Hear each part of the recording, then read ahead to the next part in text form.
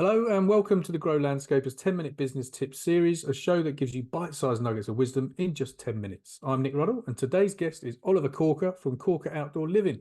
How you doing, Ollie? Yeah, very well, Nick. Thanks for inviting me on, mate. Much appreciated. Yeah, well, look, lots of people will relate to younger guests. So we've got some older, more experienced guests. We've got some in the middle, but you're definitely someone that I've identified as a young person that's doing brilliant things with their business and in the industry. So, yeah, Thanks. pleasure to have you on. Really is. So, as you know, this is 10 minutes. So I'm going to stick the chart the timer on, and then we're going to get going, asking you for your first of your three tips. So here we go. Without further ado. So, what's the first of those three tips, Ollie? So my first tip would be understanding the direction of the business. So when you start a business and you enter an industry, it's very easy to get caught up in the same thing everyone else is doing. Mm, What I believe, to stand out from a crowd, you must first analyze that industry, know the players in that industry, and understand how to position yourself once you know the direction of that business. And I think being a consumer yourself and understanding all the different players in that industry and looking at their brands, what their services are, what their products are, and then delving into people like freelance designers and finding the right team around you that can help build that brand and yeah, position yourself, I think is majorly important. That would be my yeah, I first think understanding. yeah, no, I think that's great. Understand the market, understand your products, understand your competitors, getting the right people around you, collaborating with the right people. I think really, really, really useful. It's not one we've had so far, so excellent one. Okay, Yeah, what's number sorry, Nick. two on your list? Just on that as well, when we Yeah. first started, we was Mm, running around speaking to lots of different agencies. And mm, agencies, when you first start, can be very, very costly, as you probably yeah, well know. yeah, So as you're small and nimble, and as we started to grow more and wanted to do more of that stuff, we started to find freelance designers. And you can find all these freelancers and all these individual people, through LinkedIn. Go and headhunt them, find mm, a different type of sort of style you like, yeah, and know the style that you're after, and go and find the people that can help you do it. And when you've got a small freelance team like that, you obviously keep your costs down, and you can be a lot more nimble as you scale. yeah. And like-minded people. Yeah, yeah, like-minded people that are on the same wavelength as well. Brilliant. Okay, very good. What's number two? Number two, so I from a business point of view and from a personal point of view, in business, everyone will say, finance is the most important thing. Yes, it is correct. But from a personal development point of view, your health is equally as important. And Mm, when everything's going right, anyone can take that, but when things go wrong and you start to feel anxious and you start to get depressed and you find it hard to get up in the morning, those times is when it's important to be looking after yourself. So, mm, eating properly, getting into the gym, pushing your mind, and mentally and physically in the gym to push yourself past those limits. I feel that you'll be in a much better position to handle those bad times than if you was, going to sleep late, eating rubbish, not looking after yourself. And it's easy to get into that rut, mm, and I've been in that rut before. So, from experience, looking after yourself and pushing yourself, outside of business is equally as important to running. And like I said to you, I look at business as like a sport. You have to mm, be an athlete in that realm by looking after yourself, because it's long hours, it's not easy, it's good, mm, it's exciting, but there are loads of up and downs, and you've got to be super resilient to just mm. keep moving forward, mate. So both mentally and physically, isn't it? Especially if it's landscapers, it's a physical job as well. I bet there's so many people listening to this can really relate to the mental, the ups and downs, and Yeah, yeah. how stressful, the anxiety, the depression, the motivation or lack of. So yeah, really sort of got to work on yourself and protect yourself because you're no good to anyone if you haven't got your health or energy. And Nick, I'm talking from first-hand experience. I've got colitis. Mm, About 8 years ago, I got diagnosed with IBD, which is a bowel disease, basically. They yeah. said to me, you'll never ever be able to come off these drugs. You'll be on drugs for the rest of your life. and that just never used to stick well with me. So I've tried every single diet out there for colitis that you can imagine, and I actually nearly, killed myself once. Oh Wow. yeah, I won't go into too much detail, but I was going to the toilet many times a day, lost loads of weight, ended up in hospital. But whilst I was in hospital, I was just, just educating myself on the gut, food, how to digest proper foods, how to ferment foods. And from that experience, I just started to feel amazing, got rid of the colitis, and I've never looked back. And so I apply that constantly every week, optimizing myself and my gut health, and that feeds your brain.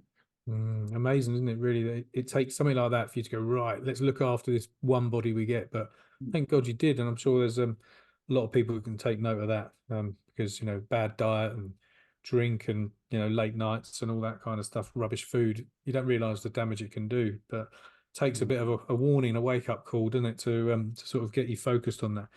Good stuff, brilliant. Well, pleased to hear that you're not in that bad place anymore. I suppose a bit of a maintenance program, a healthy maintenance program. Number 3, what's your third tip?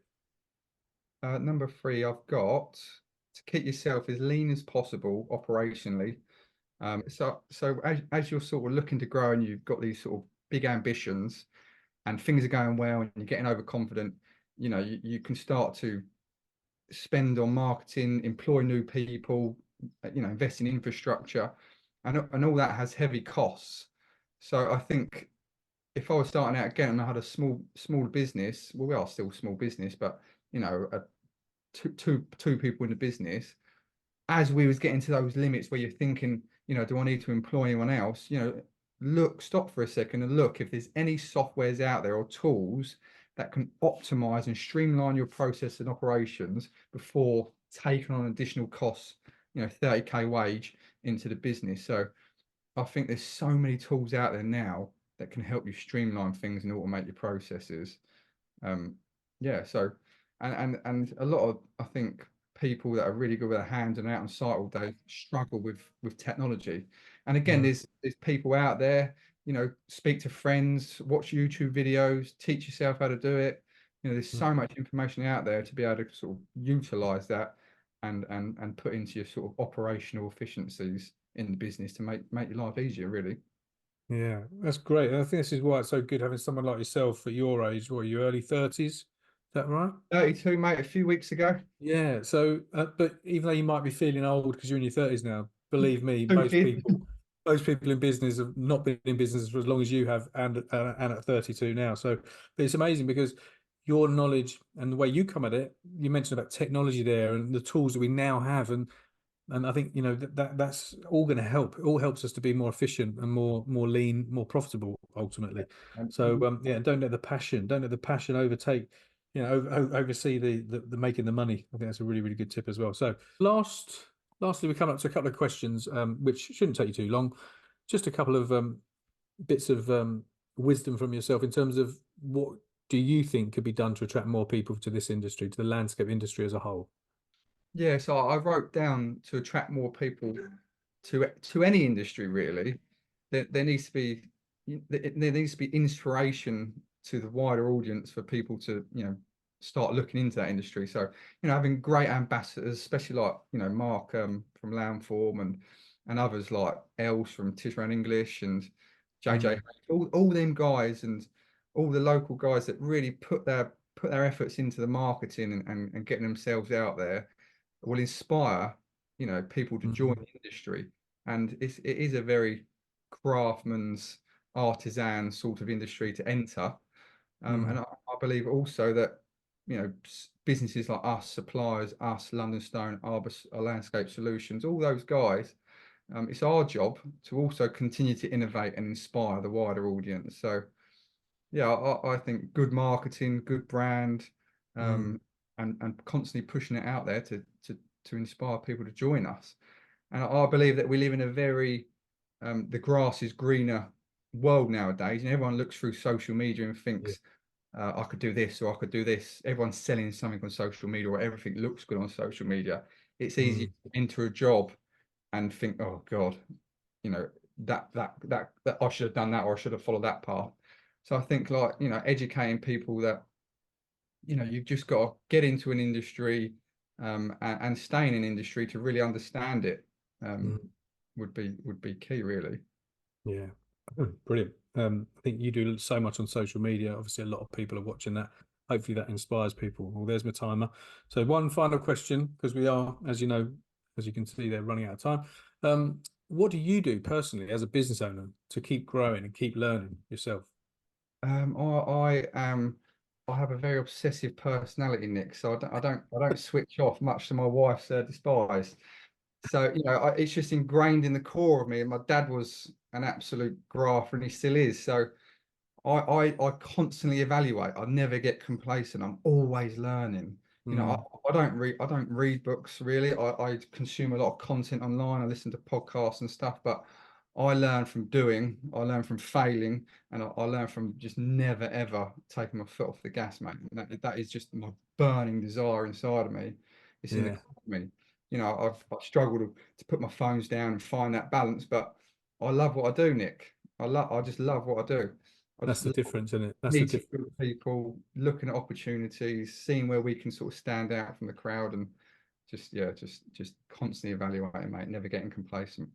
Yeah, yeah. Always looking to see what other people are doing, other products, other services, what's going on in the industry.